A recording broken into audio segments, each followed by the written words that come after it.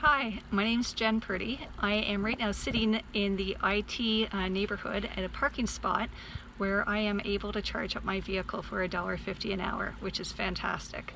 I need a little bit of juice, or if the camera moves, it's because it's my phone, but I need a little bit of juice, or otherwise known as electricity, so that I can get home because I went to Parliament Hill this morning, marched in a supportive role for Fridays for Future because it's the youth that leads and the adults that follow, and that was great, but it really ate into my battery time. And on the way home I stopped off at IKEA. I really like IKEA because they have free chargers, but unfortunately one's offline, the other one was full, and then the 4 other slower plugins, I believe they're slower, were all occupied. So I was lucky to make it out to Kanata and did a little bit of work at my parents' place, and now I'm charging up so I can get back to my house.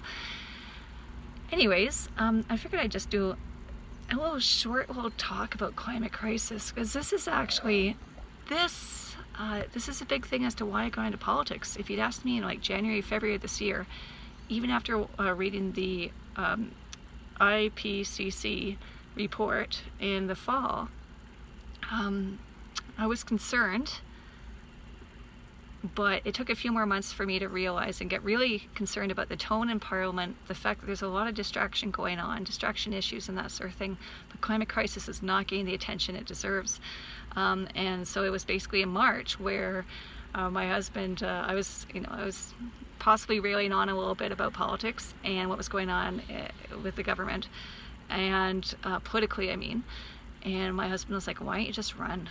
And for the first time ever, I thought, I didn't completely dismiss it out of hand, and I started to think about it, and here we are. So climate change, I don't have children. I have a niece, I have nephews, and I think I might have another nephew on the way, but I care about people and I care about kids, and not just in Kanata-Carleton, across the country and around the world, right? There's a lot of work to be done, but it's doable, but we need to get going on it, right? The good thing too is that with the Greens, like sometimes people are, the one thing I've heard a couple times, like, how can we afford it? Well, number one, the Greens have a plan for this.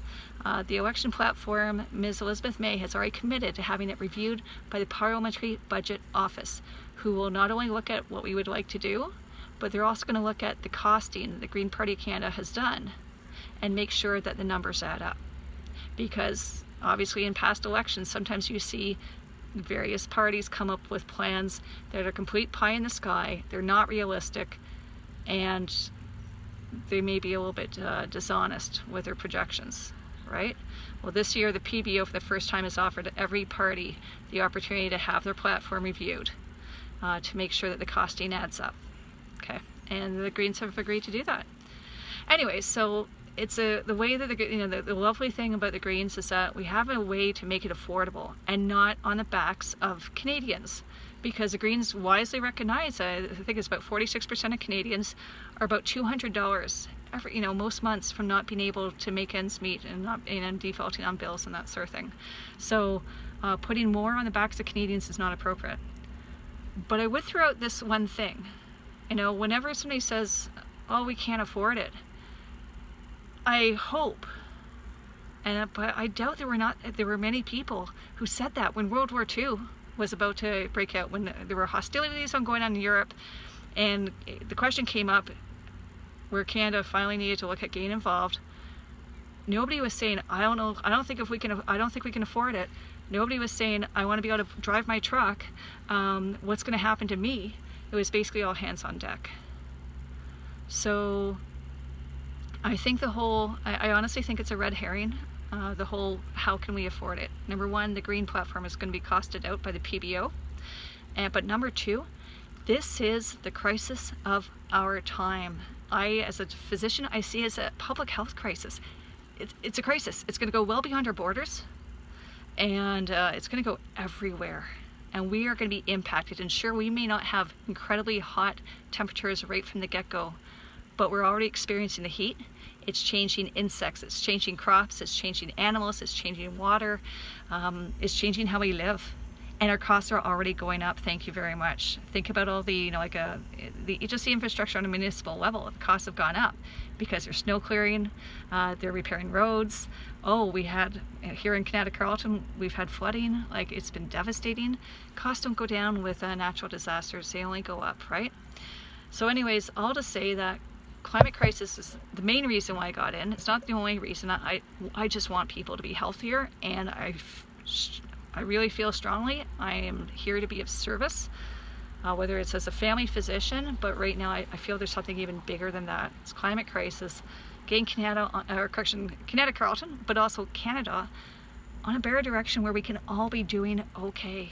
And we all pay our fair share, including, for example, corporations who've had a very low corporate tax rate for the last few years.